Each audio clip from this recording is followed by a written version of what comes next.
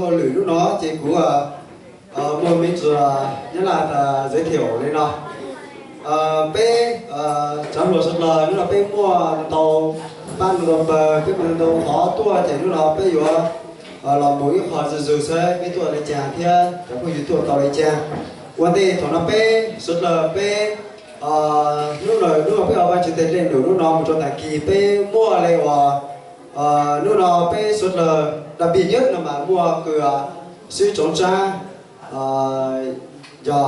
ซื้อgiá hàng nhớ rồi nó để diện cho giá hàngตัวของตัวเป้นู่นน้องเป้สุดเลยสุดสั้นใจต่อซื้อตัวตัวเป้สิชัวจะซื้อเป้nhớ cho cháu nhớ cho sức khỏe mà cho lại là sức bản dân nhớ tập hàng khoa bây giờ là chơi tao sức bản dân cái đó vui nhá bữa thế rồi đấy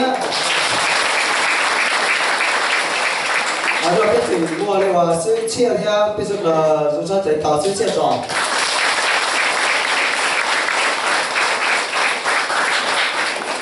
bé rồi sẽ dạy tỏ bé ban thanh niên giáo hạ bé còn chưa lên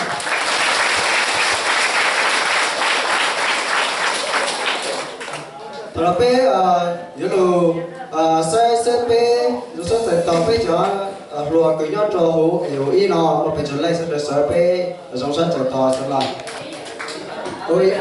ôi áo này tao mặc cái áo đâu cái quan hệ này là